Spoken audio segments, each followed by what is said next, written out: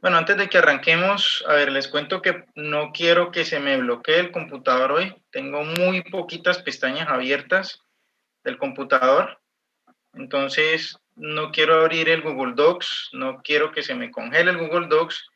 Entonces lo que quiero que cada uno haga por el chat es que por el chat, cuando yo guardo la grabación del...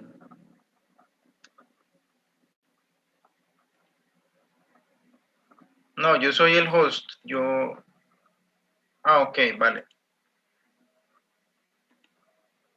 No, yo puedo dar permisos de grabación. Quien quiera grabar, yo le puedo dar el permiso, eso no hay problema. Entonces, Carlos, por ejemplo, puede grabar desde Zoom. Ah, bueno, pero Carlos, dependiendo. Ah, bueno, desde un comienzo pensar en un mecanismo para permitir que los procesos se comunicaran. Hay que recordar algún proceso, es una representación de un programa que se está ejecutando en memoria, ¿cierto? Donde sabemos que cada proceso tiene su propio espacio de direcciones, su propia memoria de datos, su propia memoria de código, su propio program counter, ¿sí? Que es el apuntador que lleva la memoria en qué parte, en qué instrucción va el proceso, ¿cierto? Vale, resulta que pueden haber al menos dos tipos de procesos corriendo en un sistema operativo. Hay unos procesos que son independientes y hay unos procesos que pueden cooperar.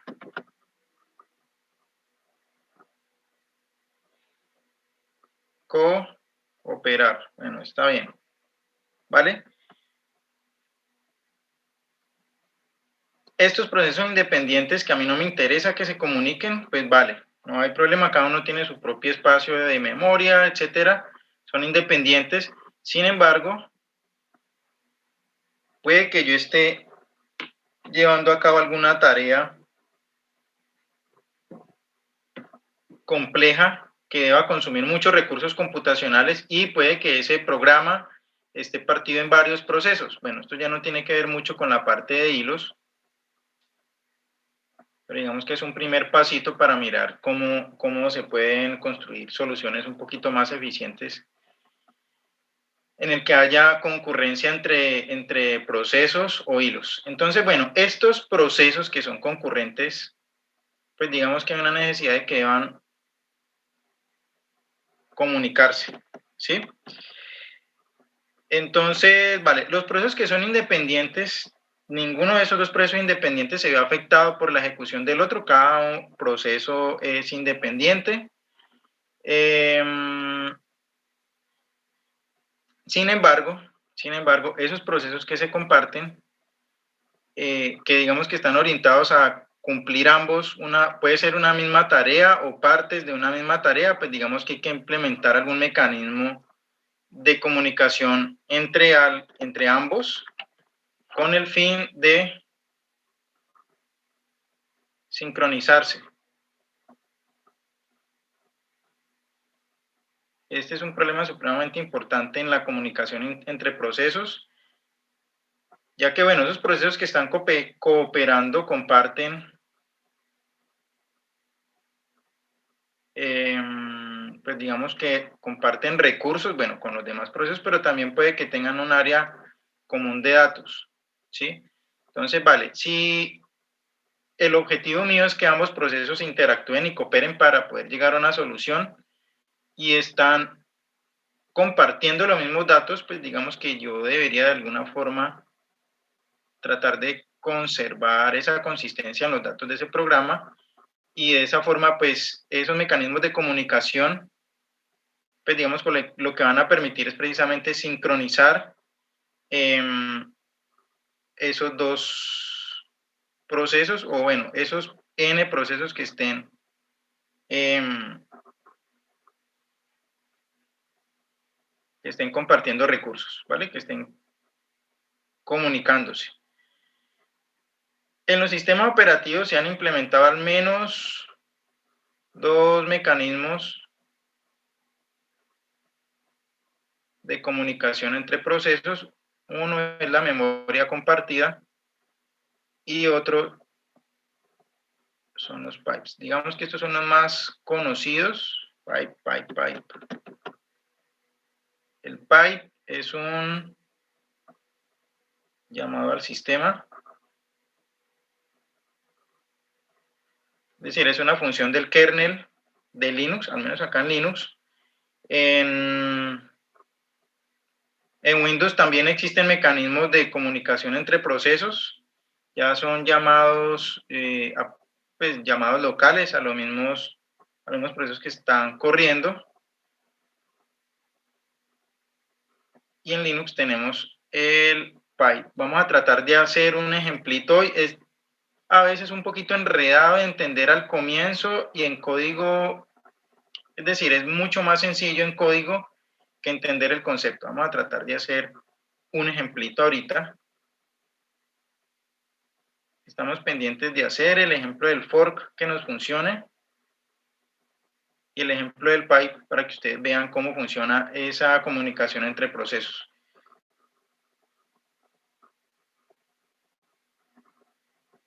Entonces vamos a ver un diagramita acá, cómo funciona la memoria compartida.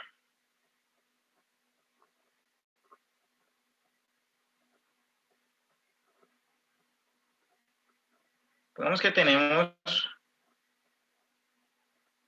un espacio en memoria para el proceso, pongamos el proceso 1, ¿cierto? Que sabemos que tiene su propio espacio de direcciones, sus propios datos, ¿cierto? Tiene los propios, sus propios datos que va transformando a partir de su ejecución, ¿cierto? Ambos se están ejecutando, un proceso 1 y un proceso 2.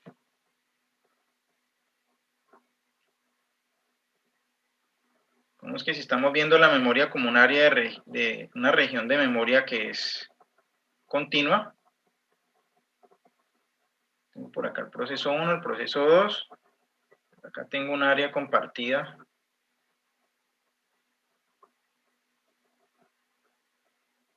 Hay un problema de sincronización entre los dos procesos y es el siguiente. En esta área de memoria compartida, pongámosle acá, esta es la memoria. Esta es la memoria. Resulta que ambos procesos, hay un proceso que en determinado momento está escribiendo sobre esa área de memoria compartida y en determinado momento el otro proceso está leyendo esa información, ¿sí?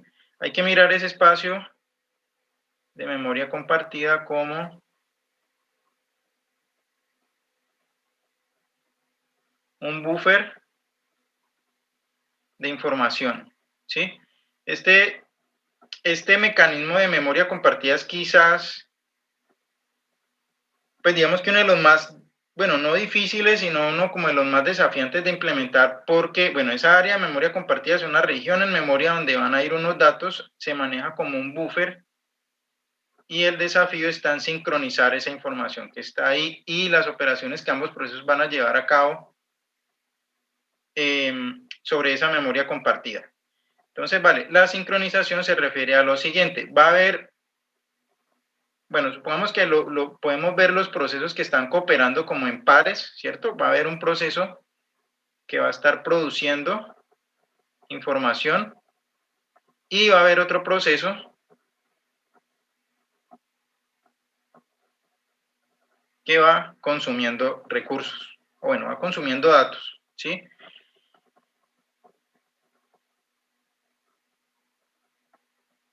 Voy a apuntar por acá porque este es un problema típico en la sincronización de procesos y es el siguiente.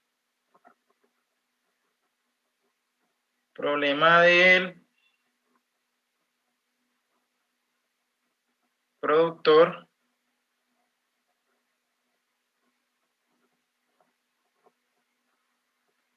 consumidor. Porque es un problema, digamos, delicado acá en la sincronización.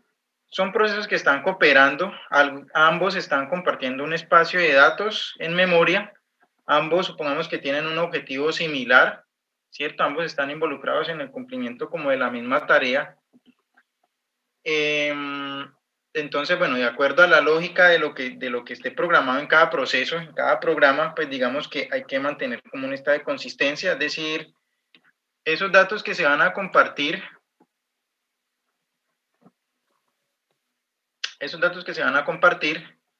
pues digamos que en determinado momento el consumidor debe esperar a que el productor lo ponga en el buffer y el productor a su vez, pues digamos que como el buffer es limitado, no puede estar poniendo indefinidamente datos acá en el buffer si el proceso consumidor no les está consumiendo a tiempo. Entonces, vale, ese problema de sincronización tiene que ver con que, bueno, ambos son procesos que están gestionados por el sistema operativo. A cada uno de ellos se le va asignando un espacio o bueno, un tiempo en el procesador para irse ejecutando, ¿sí? Puede que algún proceso, bueno, los dos procesos, ya que obviamente están afectados por el planificador del sistema operativo, pues digamos que no van a ir al mismo ritmo, ¿cierto? Puede que un proceso corresponda a una lógica o un programa más complejo que el otro, entonces ambos van a un ritmo distinto. Entonces el ritmo al cual el productor va poniendo datos acá en la memoria compartida, es un ritmo distinto al cual el consumidor va leyendo los datos de ese buffer. Entonces, el problema de sincronización, digamos que le apunta precisamente a ese problema, ¿sí? Estos datos acá en esta memoria compartida, en este buffer que están compartiendo estos dos procesos, pues digamos que el ritmo al que se van produciendo datos no es el mismo ritmo al que se van consumiendo. Entonces, sincronizar eso es un problema, digamos, que es relativamente complejo, ¿vale? Hay otro mecanismo acá de comunicación entre procesos, que este es bien interesante. Recordemos que era lo que hacía el fork. Hoy igual pues vamos a tratar de hacer otro ejemplito, ojalá funcione. Voy a mostrarlo funcionando. Crear procesos hijos, ¿cierto? Aquí todavía no estoy hablando de hilos. Y sabemos que cuando creamos el proceso, él crea un process ID, ¿sí? Sabemos que cuando se crea un proceso en un sistema operativo, en memoria, ¿cómo lo gestiona? Pues precisamente el sistema operativo a través de algo que se llama el bloque de control de procesos, que ya sabemos que es una estructura de datos, donde en algún momento pues está el process ID. De hecho, ustedes miran los distintos comandos que hay para gestionar procesos en Linux o en casi que cualquier sistema operativo. Esos procesos tienen un identificador. Ese identificador usualmente pues es un número entero que el sistema operativo le va asignando a medida que se va creando. Entonces, vale, ¿en qué consiste el pipe? El pipe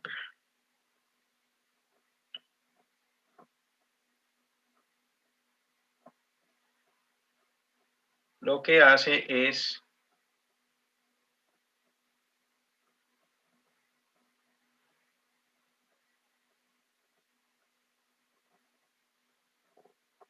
vemos que tenemos acá un proceso 1, un proceso 2, no vamos en esta forma de comunicar los procesos no se utiliza memoria compartida. Sin embargo, lo que se hace es crear un canalcito de comunicación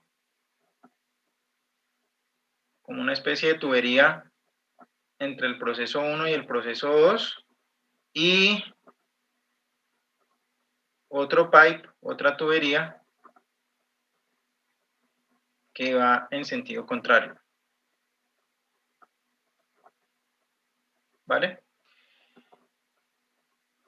Este pipe está relacionado con, a ver, voy a borrar esto acá. El paso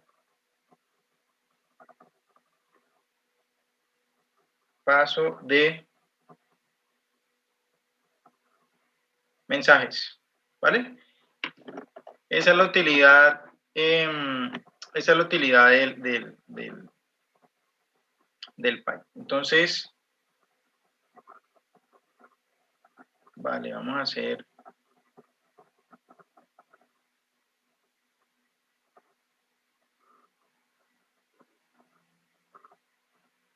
hacer un ejemplito pequeñito.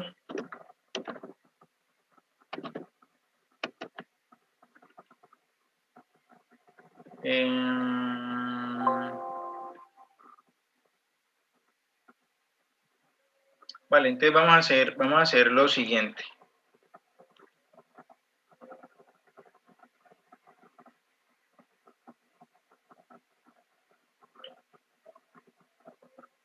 Vamos a recordar primero cómo funcionaba o cómo funciona el Py. Entonces voy a compartir por acá la máquina virtual. Voy a compartir mi maquinita virtual. Voy a abrir mi editor de código. Voy a hacer un código muy sencillito para crear un proceso, para que un proceso padre cree varios procesos hijos. A ver, den un minutico aquí, yo me logueo en...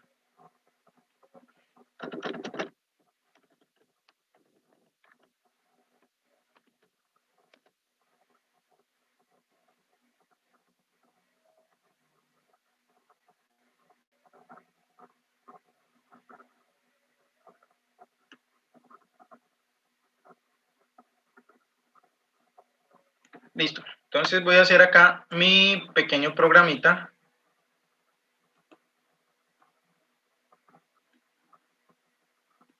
De fork acá en mi maquinita virtual. Entonces, bueno, el código es el siguiente. Ustedes esperaría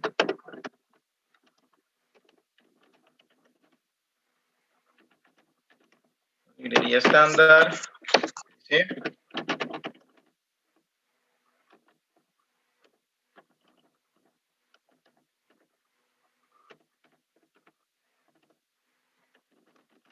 Método main. Por acá el return 0. Vamos a guardarlo.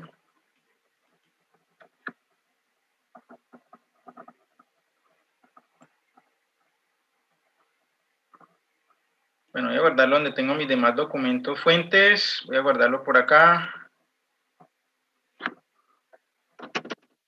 Fork. Ejemplo 2.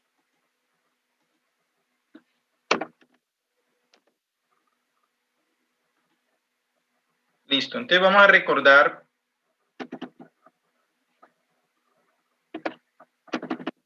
qué es lo que hacía el método fork antes de pasar al ejemplo con el Py. Cada que yo utilizo el llamado al sistema del fork, lo que hago es crear un proceso hijo.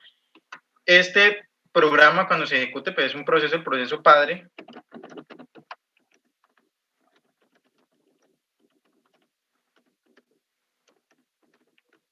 Antes de pasar al ejemplo con el pipe, paso de mensajes entre procesos, vamos a recordar cómo funciona el fork. Entonces, vale. Profe, una pregunta. Espérate, Giovanni, que no te escucho bien. Una pregunta, profe. La segunda librería, ¿para qué es que era? Esa tiene los llamados al sistema de Linux. Ok.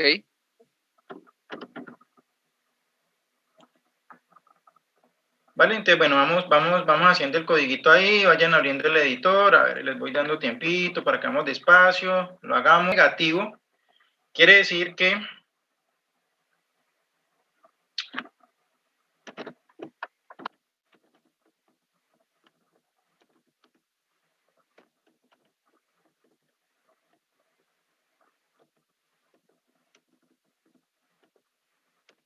no fue posible crear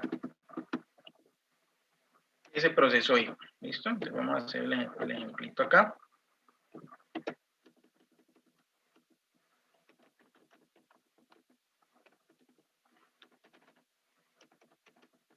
Falló la creación del proceso.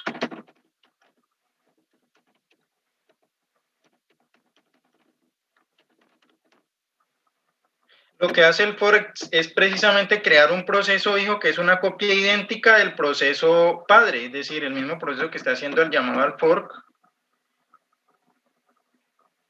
Lo que hace precisamente es como una ramificación, crea una copia exacta.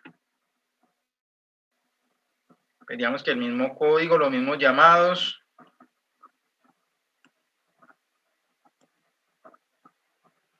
Bueno, a ver. Ok.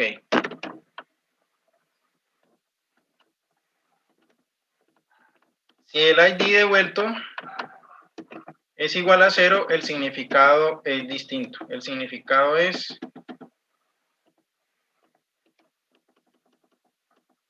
el siguiente.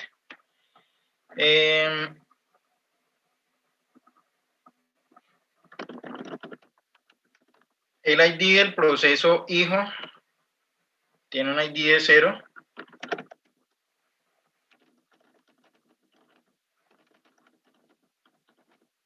Vamos a ponerle por acá un salto de línea. Vamos a ponerle salto de línea acá. Bueno, son adornitos tontos. Pero vale, no quiero que cuando esto compile se me desordene.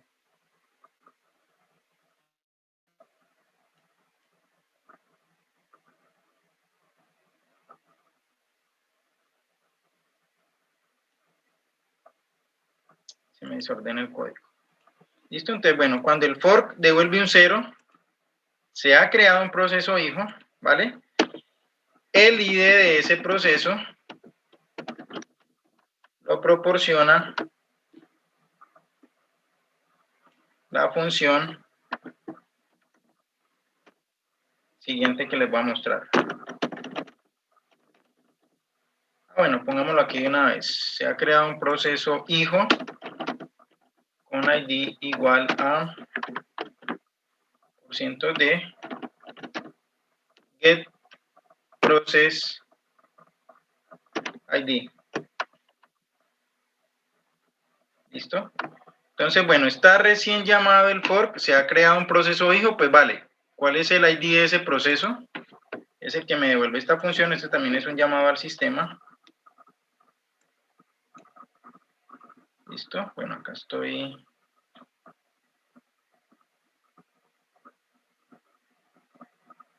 Vale, algo extraño le pasa. Ok. Vale, falta un paréntesis acá. ¿Listo?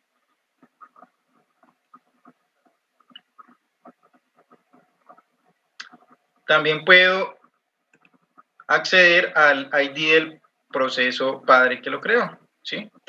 Aquí utilizo un for.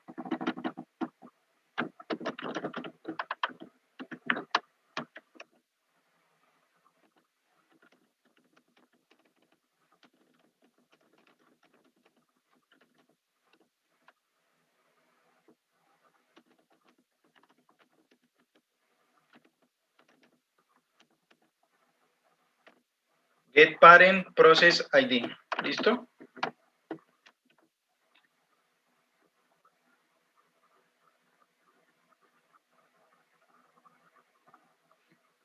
Listo, entonces este es el segundo caso. El fork me devuelve un valor 0, quiere decir que se ha creado un proceso hijo.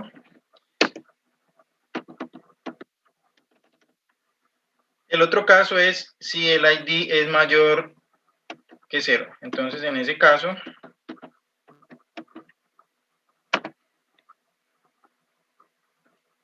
estoy en el proceso padre. Si el fork devuelve un valor mayor que 0, quiere decir que estoy en las instrucciones del proceso padre.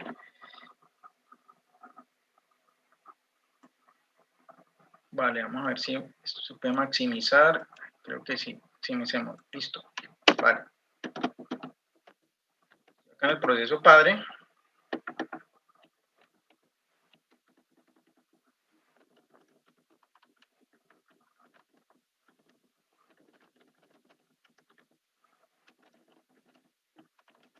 ¿Vale?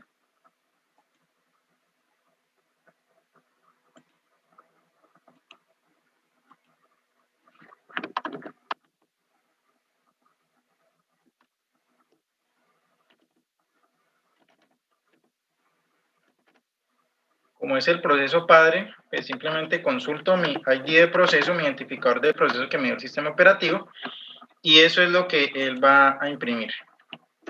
Aquí ya termina.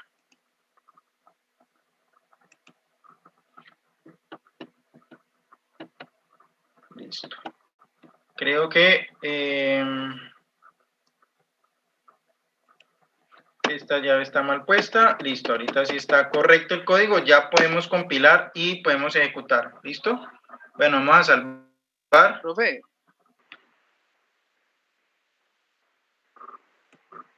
Sobre ese pipe, sobre ese canal de comunicación, pues bueno, se puede cerrar en un sentido, ¿vale? Se puede leer información a través de ese pipe. Miren que el pipe, al ser un arreglo de dos enteros, pues bueno, cada uno de esos enteros de ese pipe, digamos que denota un extremo de ese pipe, ¿cierto? De ese canal de comunicación. Vale, yo quisiera entonces, a ver si ya arrancó por acá Ubuntu, sí, ya afortunadamente arrancó.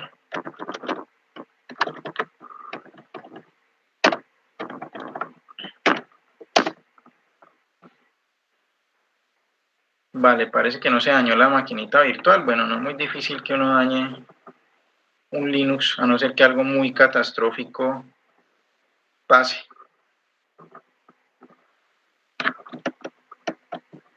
Entonces, vale, quiero que probemos este código. Este es un ejemplo, bueno, un poquito largo, un poquito complejo, pero digamos que está ilustrada de forma muy básica, o bueno, sí, digamos que no tan básica, pero digamos que están las 5 operaciones que yo empleo en el paso de mensajes, ¿vale? Voy a esperar entonces a que abra el Linux, copio este código allá y lo compilo y lo compilamos a ver qué pasa, ¿vale? ¿Cómo les fue con el programa anterior? Uy, ok, aquí ya tengo terminal. Espero no haber perdido el código, creo que había guardado.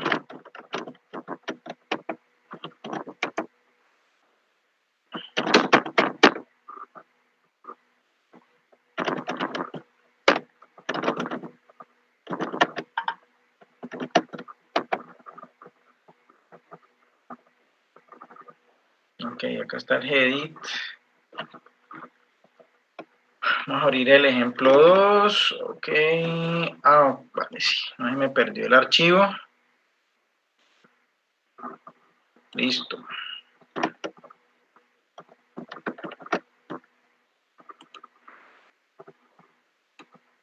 Vale, entonces voy a hacer lo siguiente. Voy a copiar este código que tengo aquí. Se lo voy a pasar por el chat.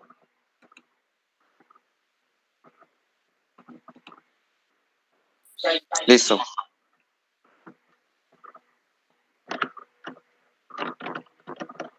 Ustedes copian y pegan o lo transcriben. Bueno, no sé, como más les guste.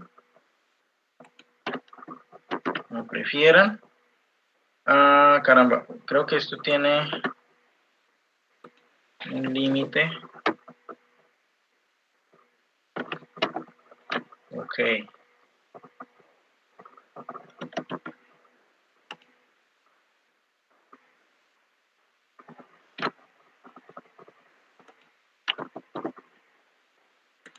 Creo que ese chat tiene un límite de caracteres.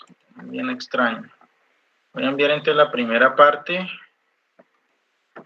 Hasta la línea 44.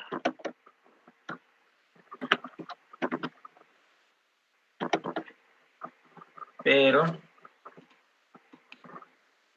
no se deja. Bueno, va a tocar mandarlo en 3 partecitas. Parte 1.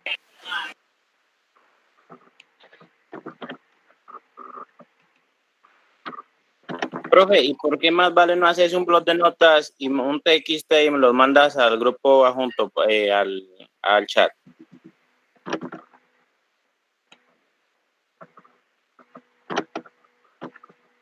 Tienes toda la razón. Ya.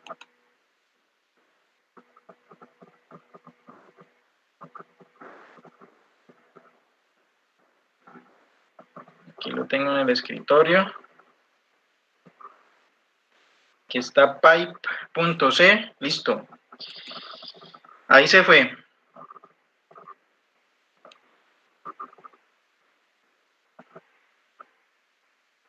Pipe.c se fue al chat de WhatsApp. Vale, bueno, estos cositos son Emit, en realidad son muy limitados todavía. Hay que, no sé, yo creo que pueden mejorar bastante. Vale, entonces les acabo de enviar este código. Bueno, vamos a ver, yo creería que no hay problema con que compida. Esto voy a ponerlo, voy a enviárselos ahorita. En la noche va a más tardar mañana. Como ejercicio, un ejercicio pequeño. Hay una forma de hacer comunicación entre procesos utilizando memoria compartida en lenguaje C. Hay un llamado al sistema que se llama mmap para poder crear ese buffer de memoria que me va a permitir que dos procesos se comuniquen. Vimos ahorita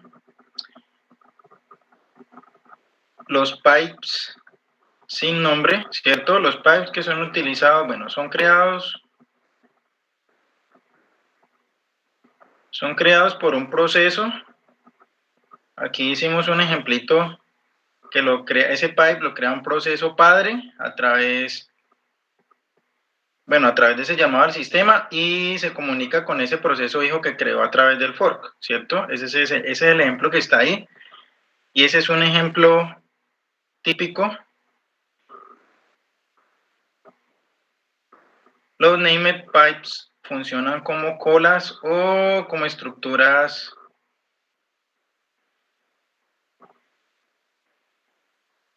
FIFO, ¿cierto? Lo primero que entra es lo primero que sale. Entonces, este es el pipe. Estos son los named pipes. Como somos 24 en el curso, voy a dejar 2 ejercicios, pero no tienen que hacer los 2, sino que tienen que hacer alguno de los 2, ya sea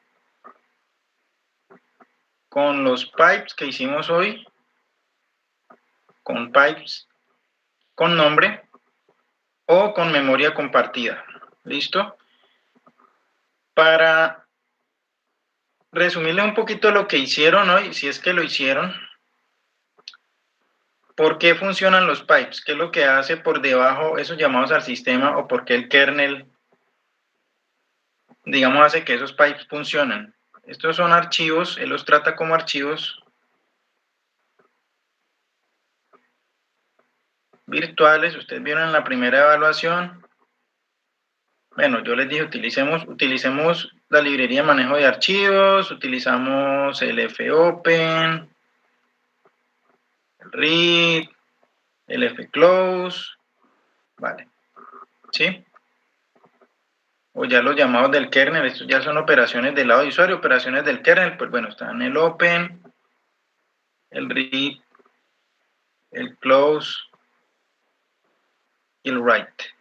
¿Cómo trata Linux estos pipes? Pues bueno, simplemente los trata como archivos. De cada pipe que se crea, le asigna un identificador. Entonces tengo por acá un proceso, tengo por acá otro proceso, esos pipes son simplemente una tubería. Aquí hay un pipe, este punto de acá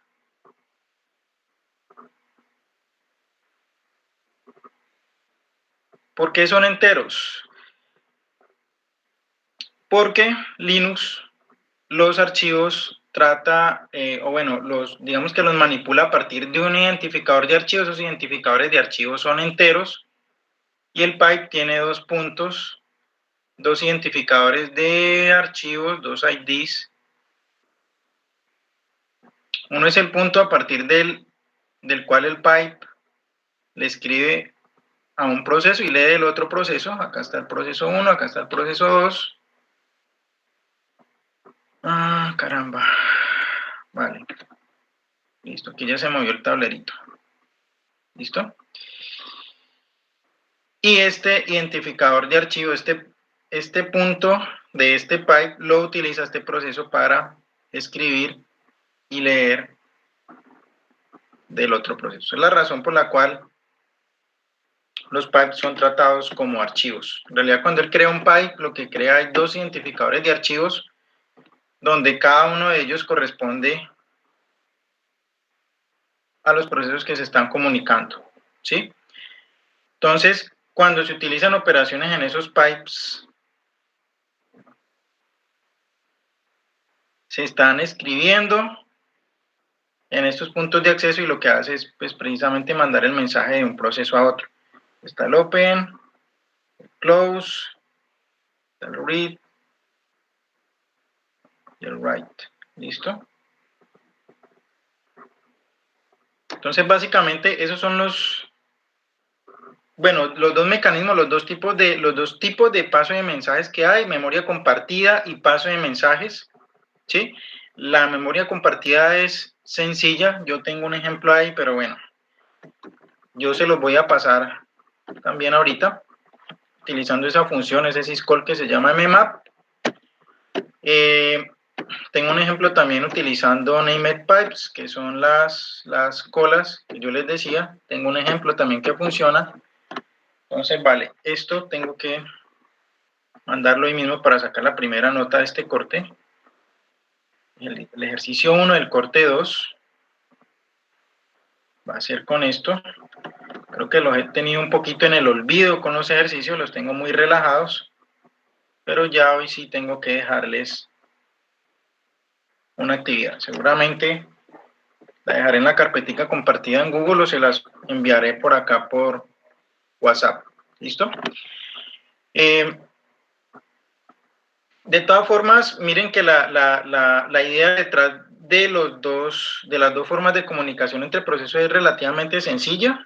¿Dónde está, pues digamos, lo complicado, entre comillas? Bueno, es la implementación, pero es simplemente hacer unos llamados al sistema. Y esto nos va a llevar, si nos va bien con los ejercicios, que yo esperaría que sí,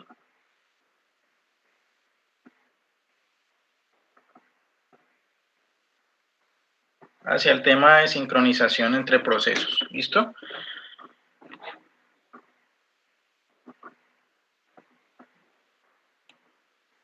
Vale, bueno, parece que no hay nadie conectado por aquí. Alguien habló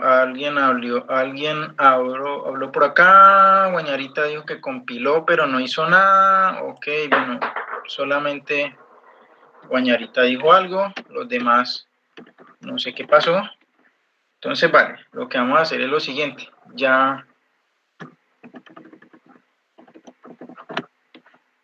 no sé qué pasó con los demás. Vale, Johan, ¿me puedes enviar el pantallazo de la ejecución del código y miramos qué pasó? ¿Listo? Comparte pantalla y miramos. ¿Listo? Y los demás no sé qué pasó. O sea, con el close. A ver, el proceso, a ver, él está creando los dos pipes. A ver, el pipe 1 a 2, yo creería que es el pipe de el padre al hijo. ¿Sí? Entonces, vale, si el hijo se va a comunicar con el padre, entonces digamos que él de alguna forma debe poner en espera al padre para que no... A ver. Aquí hay como un pequeño adelanto de lo que es la sincronización, ¿sí? Estoy diciéndole al padre, el padre le va a escribir una información el hijo le va a mandar una información al padre. Lo que está haciendo es cerrar la comunicación entre el padre y el hijo, es decir, espérese un momentico ahí, cierre ese canal mientras yo le envío esta información.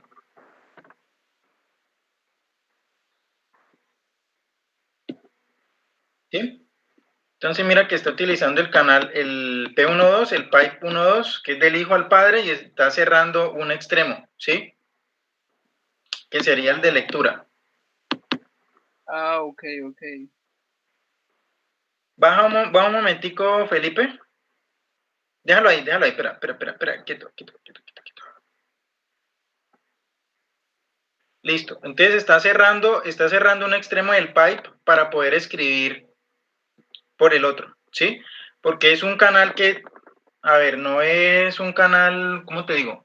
Ah, ok, entonces, por Que ejemplo, siempre funciona en un solo sentido. Entonces, si tú vas a escribir en ese pipe, debes cerrar, bueno, es lo usual cuando, bueno, es algo que le da a uno un poquito duro al comienzo cuando maneja los pipes, es entender esto. Uno tiene que cerrar el otro extremo del pipe para poder escribir. listo. Entonces, digamos que en el otro extremo del pipe, de ese pipe, ahí en la línea 50, exacto. Ese es el punto a partir del cual el otro proceso, el proceso padre me va a enviar a mí.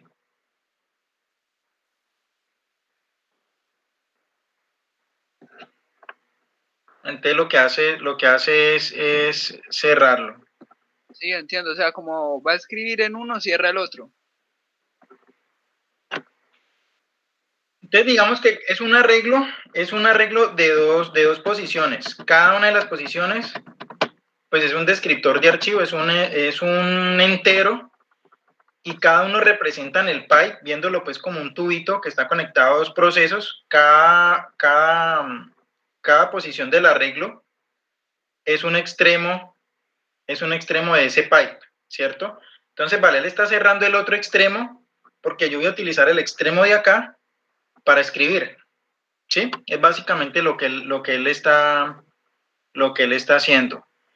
Y mira que cuando va a leer, acá en la línea 54, él está cerrando el otro extremo, el extremo 1, ¿cierto? Para poder leer, ¿sí?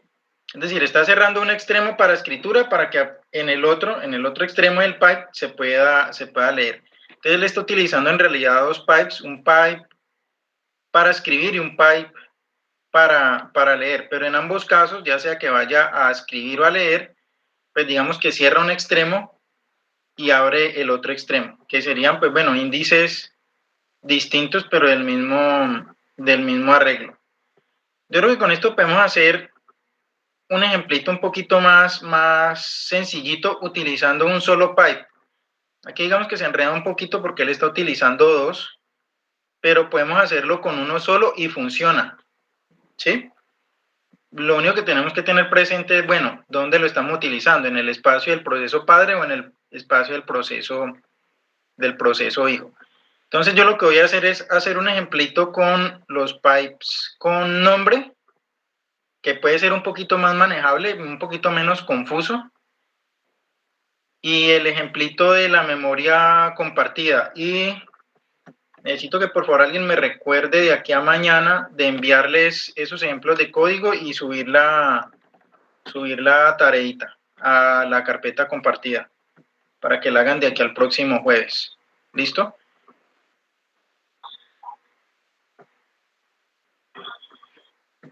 ¿Listo, muchachos? ¿Alguien más?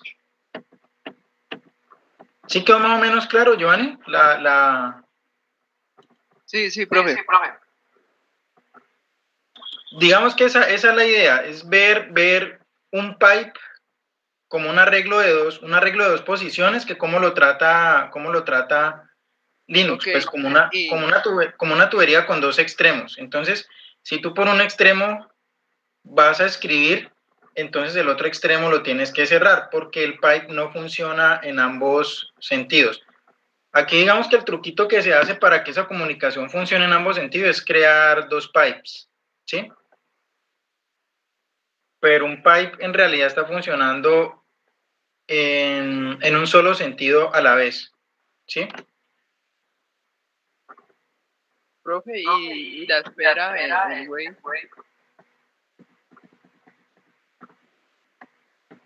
El wait, Sí, la 53. Esa. Ese sí es un llamado al sistema que lo que hace es una pausa. Él hace una pausa en ese proceso, esperando que, mira, lo que pasa es que aquí no se ve, bueno, es difícil verlo, pero lo que hace es crear dos procesos. Cuando se hace el fork, él crea una copia de todo esto, tanto para el padre como para el hijo, ¿sí? Resulta que el hijo le está pasando al padre esa cadena que él leyó por allá en el scanf, ¿cierto? Y la está concatenando acá cuando la recibe. Pues resulta que este wait en la línea 53 es simplemente la espera a que el proceso padre termine el ciclo que arranca en la línea 69. Básicamente es eso.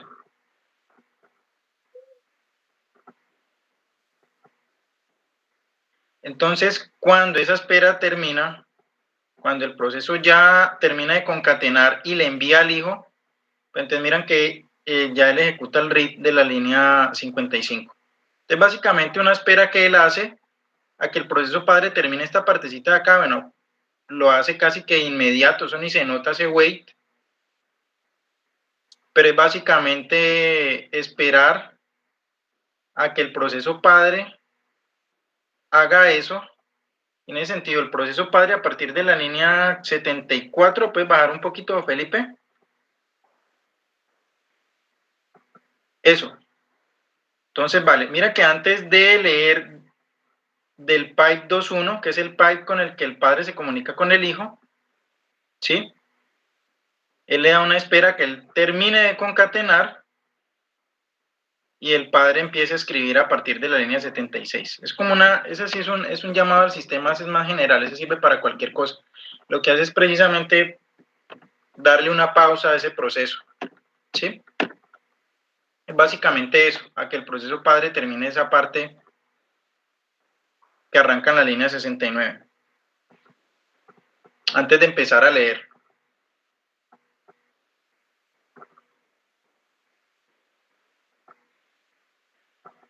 ¿Listo? Bueno, ¿alguien más? ¿Nadie más?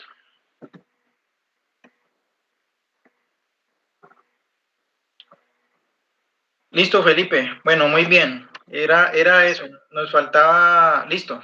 Vale, entonces ya saben que había que agregarle ese bendito printf, lo que ustedes veían ahí como que no funcionara, simplemente un scanf ahí que vale, no había caído en cuenta. Entonces, bueno, ya tenemos el ejemplito del fork, funciona, ya sabemos cómo distinguir en qué espacio de proceso estamos, proceso hijo, proceso padre, ya tenemos un ejemplito, bueno, no tan básico. Yo usualmente cometo ese error de arrancar con ejemplos no tan sencillos, debería arrancar con ejemplos más sencillos, este está un poquito complejo, pero igual no sirve, ¿sí? Entonces, vale, quedo pendiente de mandarles el ejemplo del pipe con nombre y el de memoria compartida y con eso dejo una tareita para la próxima semana, ¿listo? Listo, profe. Vale, entonces, ¿alguien de pronto tiene otra pregunta? Profe, ¿la tarea es en grupos o individual? Pues podríamos hacerla, ¿cómo les ha ido con el trabajo en parejas? Bien. Bien, profe, bien. A ver, a mí me interesa que aprendan a trabajar en equipo por varias razones, muchachos. Yo fui una de las personas que en mi pregrado tenía problemas trabajando con los demás, pero no porque yo sea mala gente ni nada, sino porque siempre había una persona que no trabajaba o varias personas que no trabajaban y uno terminaba haciéndolo todo, ¿cierto? Entonces, vale, hay que aprender a trabajar en equipo precisamente para que ustedes aprendan a, no sé, asignarse tareas, ¿sí? Que alguien asuma liderazgo. Y otra cosa que me interesa es aprender a trabajar de forma remota, ¿sí? Esto que está pasando a partir de este año es algo que va a seguir pasando de aquí en adelante con más frecuencia y bueno, hay que acostumbrarse al trabajo remoto. Entonces, vale, seguramente lo voy a hacer en tareas, ¿listo? En grupos. ¿De cuánto por ahí? En grupos de 2. Ah, en parejitas. Sí, sí, es suficiente. Es que en 3 ya... Lo que pasa es que si pongo grupos más grandes, entonces la tarea va a ser más compleja. Entonces, si quiero hacer una tarea de una complejidad razonable, pues parejas Sí, creo que está. hágala razonable. Entonces, es razonable en parejas. ¿Listo? Vale, bueno, muchachos, ¿alguna otra pregunta?